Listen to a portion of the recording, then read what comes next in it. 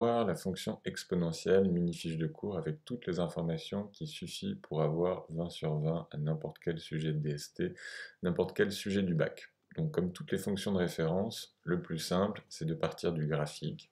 Graphique de la fonction exponentielle qui est extrêmement simple, c'est une fonction qui monte très vite et qui a la particularité d'être toujours strictement positive. Donc plusieurs informations sur cette courbe. La première, c'est qu'ici on a un premier nombre e puissance 0 qui est toujours égal à 1, comme n'importe quel nombre à la puissance 0. E au passage, c'est une constante, comme pi, ça vaut en l'occurrence un peu plus grand que 2, c'est 2,7. Donc plusieurs informations là-dessus. La première, c'est que le domaine de définition de la fonction exponentielle, c'est R. On peut mettre n'importe quoi dedans.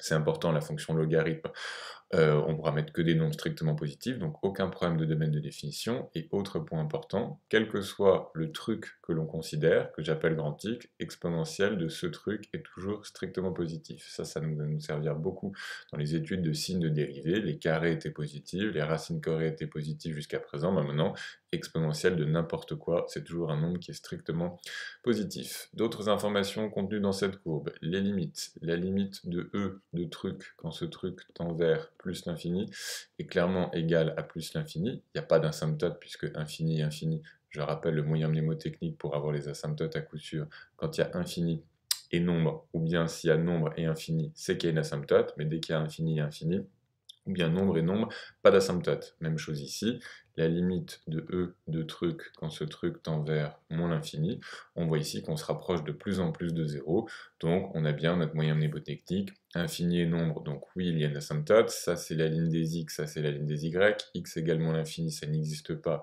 donc la droite c'est y égale à 0, et c'est donc bien une asymptote qui est de nature horizontale. Tout petit rappel sur les limites et les asymptotes. Alors, autre information dans ce chapitre, il y en a très peu, la formule de la dérivée. Donc la dérivée des exponentielles, c'est la plus simple au monde puisque c'est la fonction qui est égale à sa dérivée, et on en déduit comme toujours les fonctions composées. E de u, sa dérivée, ce sera tout simplement E de u fois u'. Comme vous le savez, toutes les fonctions composées se déduisent des dérivées simples en rajoutant à chaque fois fois u'. Si je donne en dessous un minuscule exemple, si on doit dériver E de 2x plus 3, la dérivée de 2x plus 3, ce sera exponentielle de 2x plus 3, simplement fois la dérivée de ce qui est en haut, c'est-à-dire 2, et ça s'écrira 2 exponentielle de 2x plus 3. Bon, j'efface tout ça pour garder juste les éléments de cours, donc E de u fois E'. Au passage, on peut en déduire très facilement le tableau des variations, x moins l'infini plus l'infini domaine de définition f' de x. Donc si on étudie la fonction exponentielle, sa dérivée c'est e de x, mais on a vu que e de x est positif, donc la fonction f elle est strictement croissante, et on peut rajouter les limites qu'on a trouvées ici.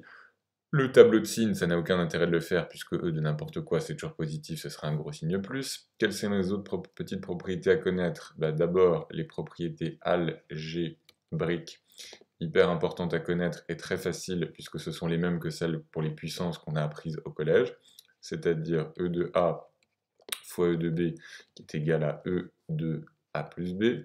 Ensuite, on a le quotient E de A sur E de B qui est égal, comme vous en souvenez, à E de A moins B. Cas particulier 1 sur E de B donne E de moins B. Donc une puissance négative, ça passe du numérateur au dénominateur.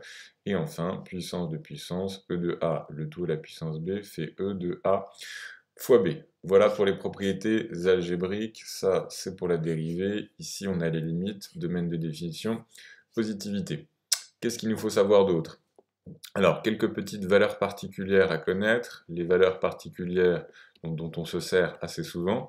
La première, on l'a vu, E de 0 qui faut 1, à ne pas confondre avec E de 1 qui fait E et qui lui-même donc pas égal à E de x. E, la dérivée de E de x, c'est E de x, mais la dérivée de E, c'est-à-dire d'une constante de 2,7, ça fait 0. E de moins 1, dont on sert assez souvent, ça va faire 1 sur E. Et enfin, E puissance 1 demi, vous savez que le symbole racine carrée, c'est le nom qu'on a donné tout simplement à la puissance 1 demi. Donc ça, on va s'en servir assez souvent pour un dernier ou avant-dernier paragraphe, résolution d'équations et d'inéquations avec des exponentielles. C'est très simple, E de A est égal à E de B, pardon, E de A est égal à E de B équivaut à A est égal à B, Et même chose avec des inéquations, E de A supérieur ou égal à E de B va équivaloir à A supérieur ou égal à B. Donc dans ce paragraphe, ce qu'il faut retenir la méthode, quand vous avez une équation et des exponentielles, on fait en sorte d'avoir juste une exponentielle à gauche avec rien devant, rien après, juste une exponentielle à droite avec rien devant, rien après. On peut, entre guillemets, barrer les exponentielles. Ça vient du fait que la fonction est strictement croissante, mais cette équivalence, elle est tout simplement au programme. Alors pareil, sur ces petites équations, une équation, je peux donner un exemple simple et classique dont on se sert tout le temps. Admettons qu'on nous demande de résoudre E2 moins 5x plus 1 E2 moins 5x plus 2 moins 1 est égal à 0. Méthode habituelle pour résoudre une équation, donc on met E2 moins 5x plus 2 à gauche, à droite 1, parce qu'on veut une seule exponentielle à gauche, une seule exponentielle à droite. Et astuce habituelle, le 1 qui est à droite, puisqu'on veut E à gauche, E à droite, on va le transformer en E de 0, en fonction de la propriété qui est ici. On peut donc à présent barrer les exponentielles, il reste moins 5x plus 2 est égal à 0, équation triviale, voilà, qui nous donnerait x est égal à moins 2 sur moins 5, c'est-à-dire 2 cinquièmes, c'est la solution de cette équation. Donc E à gauche, E à droite. Il y a un dernier petit paragraphe qui est archi important à connaître, parce que c'est ce qui va nous servir à chaque fois qu'il y aura une forme indéterminée sur les limites de fonctions exponentielles, c'est ce qu'on appelle les croissances comparées. Donc en gros, en terminale, vous avez vu plein de fonctions qui portaient pas sur les exponentielles, c'est-à-dire polynôme, quotient, rationnel, racine carrée. On a vu qu'on pouvait factoriser pour lever l'intermination par le terme de pi au degré. Quand il y a cos et sin, on peut les encadrer avec moins 1, 1. Quand il y a des racines carrées, il y a la technique dite de la quantité conjuguée. Il y a plein d'autres vidéos où vous pouvez retrouver voilà, ces points de cours et ces exercices classiques ailleurs. Comme vous le savez, dès que vous allez avoir la fonction exponentielle, le jour du bac, vous avez une chance sur deux d'avoir exponentielle ou logarithme. Donc le programme est un petit peu mal fait parce qu'on nous apprend plein de fonctions, mais finalement, on est pratiquement sûr d'avoir soit exponentielle, soit logarithme. Tout ça pour vous dire que dès qu'il y aura un problème d'indétermination avec des limites d'exponentielle, c'est toujours les deux propriétés ici qu'on va utiliser en premier.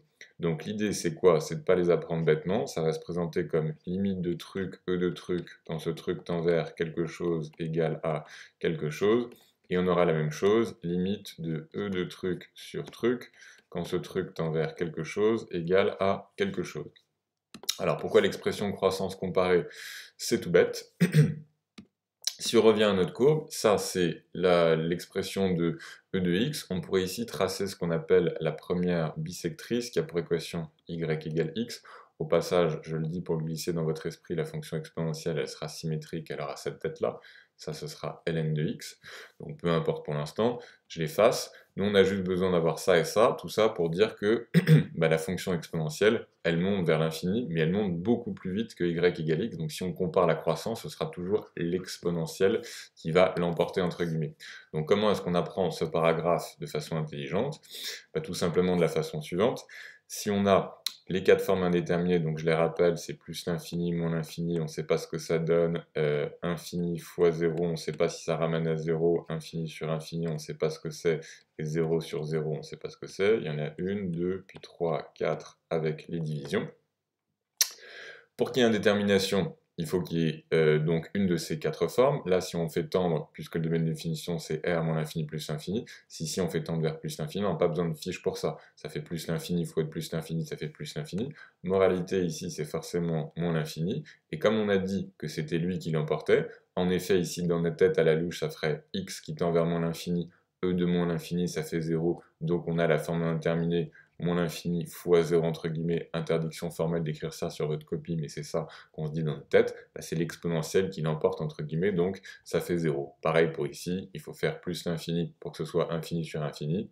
D'ailleurs ici j'écris n'importe quoi, je voulais pas le remplir encore, c'est exponentielle qui l'emporte, donc ça va faire ici plus l'infini. Pareil, on peut conclure sur un petit exemple d'application pour ces histoires de croissance comparée.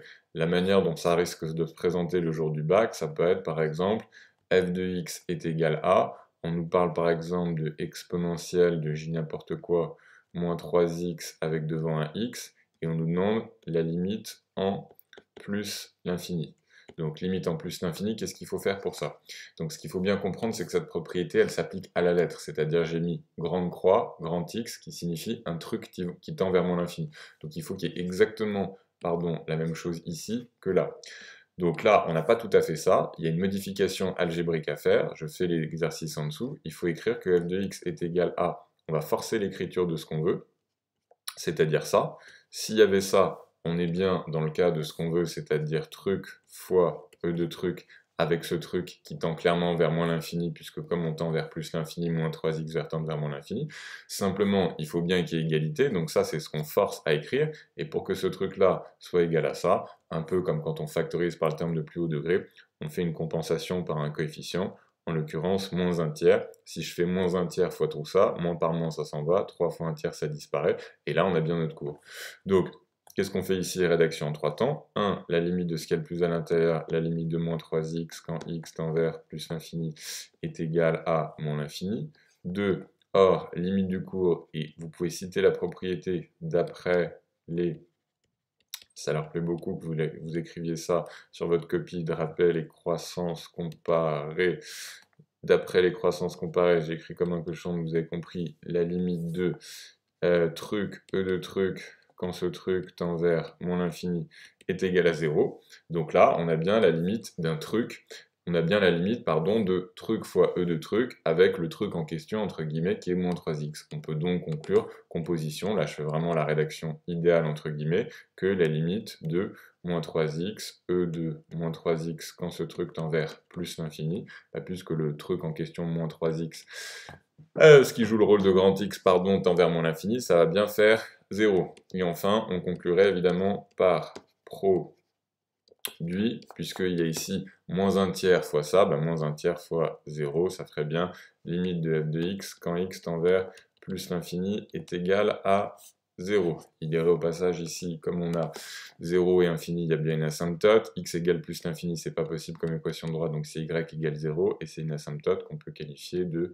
horizontale. Pareil, il y a une vidéo spécifiquement pour cette petite astuce pour avoir les asymptotes à coup sûr, et je vous en renvoie évidemment dessus.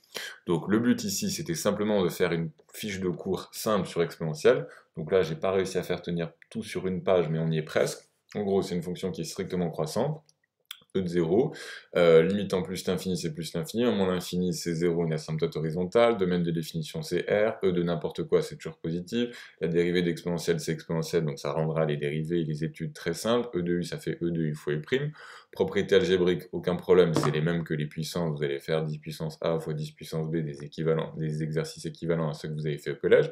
Les petites valeurs particulières, en n'oubliant pas que les valeurs particulières, ça sert notamment à résoudre les équations, une équation où le but c'est de faire apparaître une exponentielle à gauche, une exponentielle à droite, comme on l'a fait ici. Et enfin, on n'oublie pas que quand il y a des problèmes d'indétermination, c'est ces deux dernières propriétés qu'on va utiliser souvent. Ça peut être au passage mélangé avec par exemple l'idée de factoriser par le terme de plus haut degré. Mais c'est important de l'avoir à l'esprit parce que ça rend non pas caduques les méthodes qu'on avait vues avant, multipliées par la quantité conjuguée quand il y a des racines carrées, etc. Mais comme je vous l'ai dit, au bac, vous êtes sûr d'avoir une fonction exponentielle logarithme. Donc tout ce qu'on a vu en début d'année, tant qu'on n'a pas encore étudié les fonctions exponentielles logarithmes, on va beaucoup moins s'en servir, si ce n'est plus du tout à partir de maintenant dans l'année. Vous avez sur cette page-là tout ce qu'il faut et qu'il suffit de savoir pour avoir 20 sur 20 à n'importe quel sujet de DST sur les exponentielles, n'importe quel bac blanc, et même tous les sujets du bac qu'on pourra voir aussi ensemble.